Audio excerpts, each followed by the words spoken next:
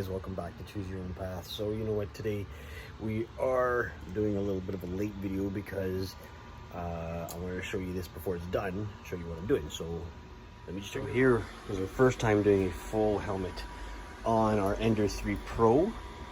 All right, so this is a full visor.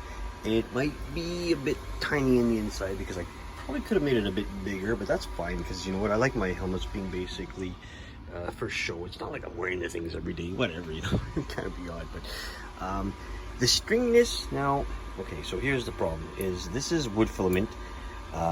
It's from Area 1. It's good stuff, like, I mean, it does really good work, but you'll get a little bit of stringiness through it too, so which is fine. I mean, it's not the end of the world. So anyway, we've got another, probably till tomorrow, and this will be done, and then we'll take off the supports and everything. Thor's hammer, that was just printed, so basically it's gonna be a huge one. This one's going out to the States. A friend of mine wanted this file, or this print, so he purchased it, and that's what he's getting, and he's gonna paint it himself. He's gonna show me some pictures when he's done. Okay, our Groots are still around, and I want to show you guys something else that I'm doing. Now we're sticking to the Star Wars themes for a little bit longer, okay? It's just the way it is. So we have a group on Facebook. I'm part of a group. It's for mental health awareness and all that. It's, you know, people like this guy here, that I joined this group because it makes sense. This is Andrew Frey's own lightsaber that he made himself. He printed, or he made in a file, and then he just, you know, made his own thing up, and all we have to do now is glue it and paint it. So the Sith Lord or Jedi Master Andrew, this is going to be his lightsaber. We're going to give it some crazy colors. It's going to look cool. That's all we can do with that. So let me just give you a little background on this kind of group. So it's for people with mental health issues. So anything to do, I guess, any problems you have. And it is, you know, what a great supporting group that we're here. A lot of positive, a lot of, you know, good comments. That's the thumbs good. Good comments on this one. Andrew keeps it very clean, the site. He's, you know, watched it. He has a Discord site for stuff like when I do these videos, it will go on that site, it'll go on the Discord, which is great. Doesn't bother me, you know, whatever his rules are, that's fine. I'll adhere to him because it's just, it is what it is. You know, a little bit of background for myself. Like 30 years ago, I developed this wicked anxiety where I was stuck in my house for like almost 3-4 years. I just enough to go to work and come back and maybe get groceries, but I've always had to have someone with me. It was horrible, let me tell you, horrible. You know, medication helped, yes, but to actually have people to talk to about it really helps. Now, I mean, I'm not really open with this group about talking about my issues, but because you'll never slay the dragons. It's those, you know, they're always coming back. So I kind of have a good hold on that part. Of course, with my mental health is because of my heart, and because I had the heart attack and I had to go for the huge 5 bypass surgery.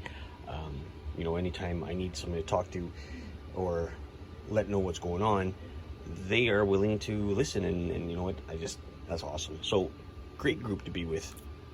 You know, and there's rules. You gotta make sure you play by the rules. Nobody wants to be a, you know, jackass, and they don't want to kick you out because you're being ignorant. So everybody's awesome. That's what I like about it. So anyway, we are going to continue with this. So that's going to be another day, but probably by tomorrow sometime, hopefully in the afternoon, because just got the dome to do. And then we gotta find some crazy glue, because our crazy glue shortage in Winnipeg, Manitoba, Canada. Every dollar store doesn't have them. I gotta go spend $3 or $4 on it instead of $1 something. Yeah, I'll find some. All right, guys, let's continue. All right, guys, so we're back. Hey, Messi. He says hi. There's the shop kitty, says hi. So we're on to the helmet. Finally done.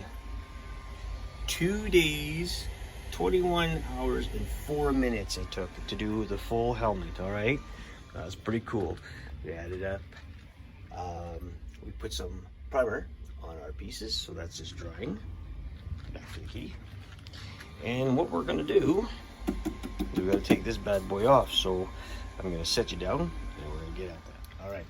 So this being a glass bed, we don't have the flex beds that I'd like to get maybe for this one, because it'd be a lot easier to take the prints off. But you just gotta pull these two little flaps back, and what's gonna happen is you just push the glass off. Always take your glass off. Don't try to pop anything off the bed. You'll fuck up the bed.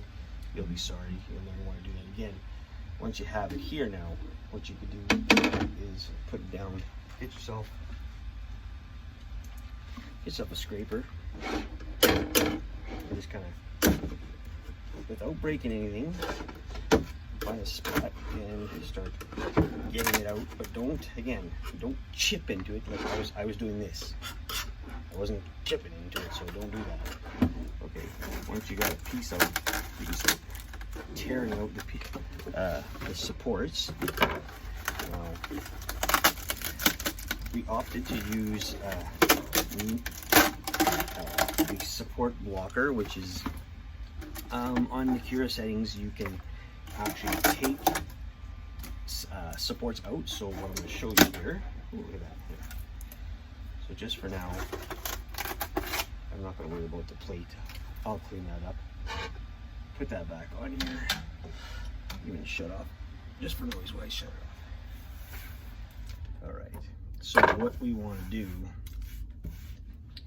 is show you that on the inside, when you are actually doing a helmet, Cura is the program we use to create the profiles. We take the STLs, put them in there, they slice them, and then it shows you what to do and what you can't do. So in these files, it would have supports in the middle of this helmet coming all the way to the bottom of the bed, so you would have a chunk of supports in here. And it's not unnecessary. Like, I mean, if you want to waste time and waste filament, go ahead and keep them in there, but you could use a support blocker there. And then maybe in another video, next helmet I do, I'm going to show you guys how I did it, what I'm going to do with that, and how we work it. And what happens is this is a dome, so when the printer prints, it literally just prints in circles, right? So it doesn't need anything to hang on to, as in, like, saying this, it would need supports to hang here. But for some reason it works really well sometimes when you don't have to. So what we need to do, and I did miss a couple of supports inside. I think I showed you this earlier.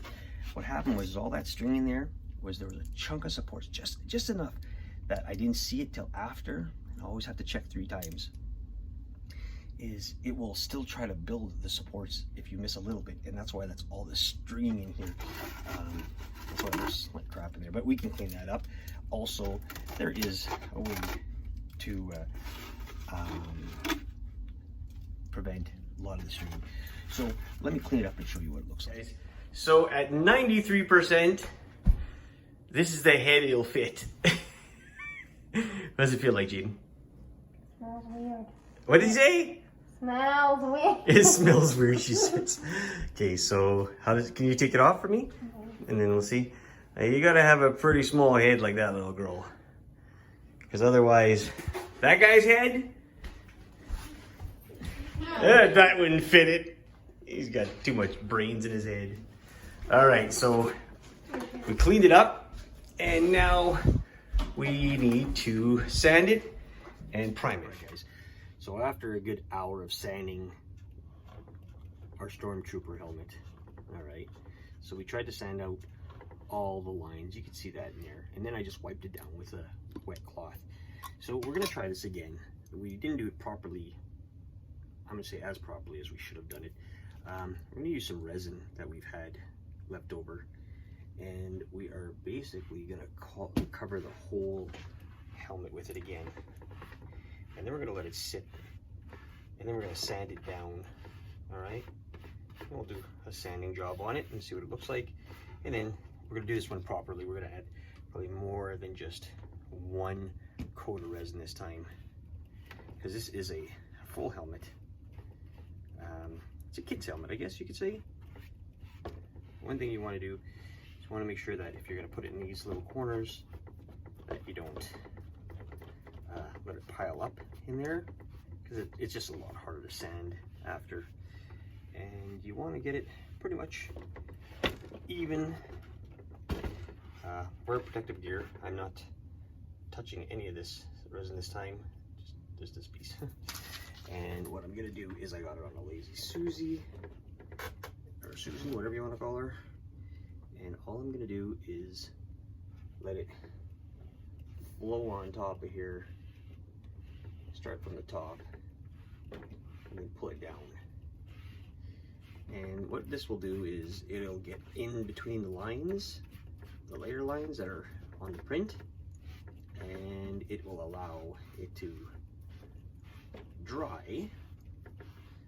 And then when I guess when it hardens, I should say, when it hardens, it should just basically have it so that it would cover up the layer lines. You might have to do, again, a couple of coats on it, which is fine. You gotta remember, you get a lot of resin on your sponge brushes when you do this, so don't be scared to kind of just rub it off. Squeeze it on there. I don't know, if you had gloves, it would be a lot easier to just squeeze this on here, and then, you know, you can just run it through. But we're doing fine. We're just, like I said, I'm not touching any of this. I'm staying away from it as I'm breathing. This resin is not as it doesn't smell like, I'm not gonna stick my nose in it, but it's not as potent as some of the other resins I've used. So I'm really impressed with it. I think it's part of it's either the Lego I had, or it would be the Airy Ones resin that I'm using. Can't tell because it's in this now. And thinking about putting the light on, we have our own light that we could use. It's a fluorescent light, and that would help. That would definitely help cure it faster. Or we're just gonna let it sit here until tomorrow, and then maybe stick it out in the sun or whatever.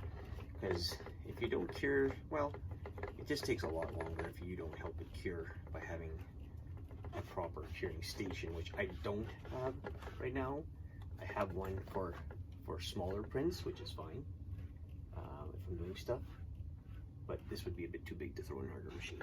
So, all right. So once you put the coating on, I got myself a light, and I'm just going to, you know, slowly turn it. You know, just, if I had a little motor on here, it'd be perfect. It'd just let it spin round and round, but I don't. So I got my finger. So that's what I'll be doing, is just, spin. I have it set up on this little thing, so it's going to do the underside first. I just put on my Lazy Susie with a little bit of higher of a box there, whatever, some CDs, and it'll definitely start to harden in a little bit. I'll have to get the top of it too as I'm working on this, not just the bottom, but you want to get it all pretty much even. I'll just set it up differently for the top, or else I'll just hold it myself. I could, like I said, if you had a curing box that was bigger, that one's just not big enough to fit something like that in, that'd be perfect. I think one of our next videos, we are going to be making one for our helmets, and we'll have a couple of these lights mounted in there, have a motor on a Lazy Susan or Susie, whatever you call it, and then we'll just have it like spinning around like that for us for, I don't know, it all depends, I guess, on how much you put on it, I guess. I don't know, maybe like 5-10 minutes each. I know guys leave this out in the sun sometimes for a while. You gotta watch, it's PLA, but this is a wood one, so it's good. I'm really impressed by having the full-size helmet, which is, like, again, we said this would fit my kid. She's got a smaller head, but I know we could have, in the video before this, or earlier, I showed you guys, I could have went bigger. I only went with what I saw on one of the sites that I followed just to check it out on YouTube. to see how big to go, and he even said on that one you could probably go on the Ender 3 Plus, you can go a little bit bigger, past 94, 95. We'll see next time. One of the files that I'd love to get my hands on is a Skull Trooper. So basically it's the Stormtrooper, but it looks like a skull. And I think the storyline behind that is they were crazy, they went nuts, and then they were against Darth Vader or something, because there was an article or a comic thing about it, and they were talking about Darth Vader, you are next, kind of thing. So crazy. I'd love to see it. I saw some places that had them for sale. Nico Industry has the STL. STL is the file for sale. Some places wanted 30. Nico Industry wanted 25 or 20 or something like that. I'm gonna just hold back for a while to see. Somebody will maybe just maybe let me have one of their files. Not for sale, of course. Like I don't do that. I don't sell stuff that I'm not supposed to. I just like to make it and have it, but that would be something I would love to have. All right, guys. So we ended up putting the epoxy, which, yeah, it feels okay. It feels a little bit sticky. Well, not sticky, but it just feels different. What we're gonna do is just take, we've got 220 sandpaper, and all we want to do is give it a little sanding, just to make sure there's no spots that are lifted. And what I mean lifted is like when the epoxy dries, it could dry with little chunks on it. Being outside, bugs. Inside, just dust. I don't know, whatever. So just a little bit of a light sand. You can see that it forms a little bit of dust on it. Sanding. All right. So from here, all I'm gonna do is I have my paint and primer, and the nice thing I think is it also bonds to plastic. Check that out. That's a good stuff. I mean, I get it from Walmart, whatever. It's a Rust-Oleum Painter's Touch. It's a paint and primer. It's a flat, which is good. So all we want to do is give it a couple of, just a light cover for today, for now, to let it dry. And you're gonna watch these spots here. So just continuously hold it. Don't let go of your paint when you're doing this. Be very well ventilated when you're doing this stuff.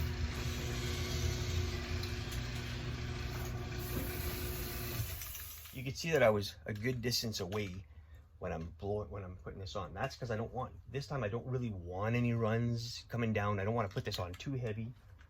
Just enough so that we can see if there's any spots that need to be resanded, or maybe even put some more epoxy on it, just to say that we, have a nice smooth surface. Again, not a wearable mask for our heads, big head like me, adult. A kid one, sure, it would work. And what we'll do is we'll let this dry. We'll let this dry for about at least a good 4 hours. You know what? Maybe 3. Let's do 2. We'll see. Beautiful day outside. It's in the garage, in the shop for now, so that, the wind doesn't dry, or the sun doesn't dry some spots faster than others. That's a good idea. You can put a fan in your shop if you want. That would help, blow it around. But yeah, so since this video is becoming longer than it should be, we're gonna stop at this, and we'll put it as a part 2. It's just makes it easier that way.